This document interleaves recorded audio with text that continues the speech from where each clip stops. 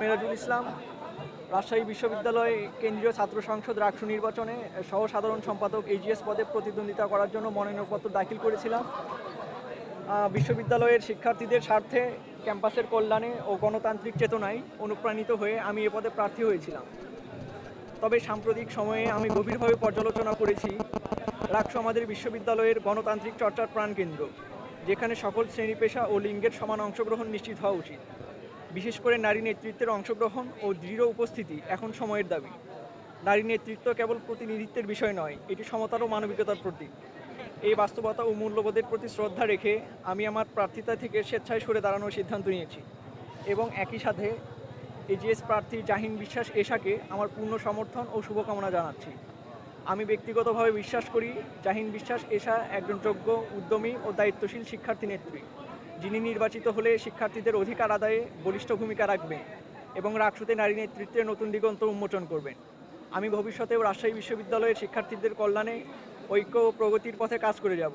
তবে এবার আমি চাই নারী নেতৃত্বে এগিয়ে আসুক, নারী নেতৃত্ব দিক এবং অনুপ্রেরণা দিক। রাকসু হোক সমতার, মানবিকতার ও শিক্ষার্থীর মুক্ত কণ্ঠের মঞ্চ। এই বিশ্বাস নিয়েই আজ আমার প্রার্থিতা আনুষ্ঠানিকভাবে প্রত্যাহার করছি। ধন্যবাদ সবাইকে।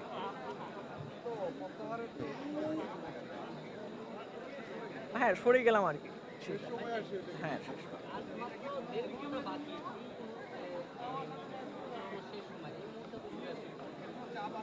না না, কোনো চাপ না। আমি এটা আমার একান্ত ব্যক্তিগত সিদ্ধান্ত। না না না, এইখানে কোনো অর্থ নেই। হ্যাঁ, অবশ্যই অবশ্যই। আমি নিজে স্বেচ্ছায় আর কি। আমি 25শে সেপ্টেম্বর যে নির্বাচন হওয়ার কথা ছিল, আমি সেই সময় পর্যন্ত ক্যাম্পাসে ক্যাম্পেইন করেছি। তারপরে আসলে আমার ছোট বোন এবং মায়ের অসুস্থতার কারণে আমি ক্যাম্পেইনে সেভাবে চালাতে পারিনি। শেষ সময় এসে আমি ব্যক্তিগতভাবে সিদ্ধান্তটা নেয়া যে আসলে হ্যাঁ, এশাকে আমার যোগ্য মনে হয়েছে। ঠিক আছে, আমরা একই সেশনে। আমি চাই নারী নেতৃত্ব এগিয়ে আসুক।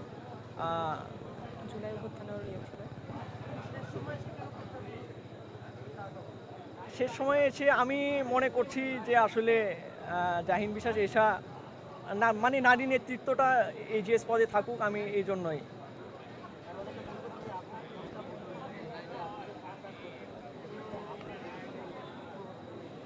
না,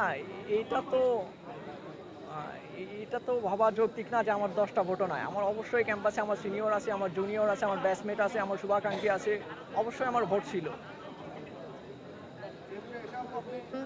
আসলে মিরাজ আমার একই সেশনে এবং আমার বন্ধু মানুষ।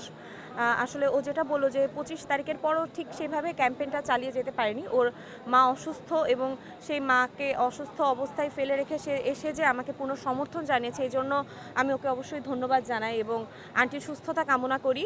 এবং ওর মনে হয়েছে যে আসলে আমরা একতাবদ্ধভাবে কাজগুলো করতে চাই। ওর যে ইশতেহারগুলো রয়েছে, আমরা আসলে শিক্ষার্থীদের কিন্তু আমাদের সমান চাহিদা যে আমরা এই সমস্যাগুলোর সমাধান চাই এবং সকলে মিলে যদি সেই কাজগুলোর দিকে অগ্রসর হতে পারি, আমার মনে হয় সেটাই আমাদের শিক্ষার্থীদের স্বার্থ রক্ষায় সবচেয়ে অগ্রণী ভূমিকা পালন করবে।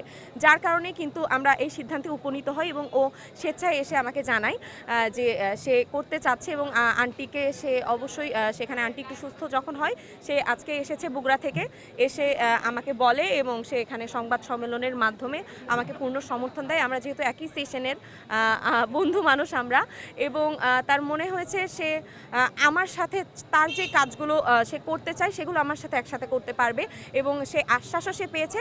যার কারণে কিন্তু আমরা সকলে মিলে একসাথে শিক্ষার্থীদের সাথে কাজ করার জন্য সে তার যে ইয়ে ছিল প্রার্থিতা, সেটা থেকে সে সরে দাঁড়িয়ে আমাকে সমর্থন জানিয়েছে এবং তাকে আমি অবশ্যই এই কারণে অনেক অনেক ধন্যবাদ জানাই।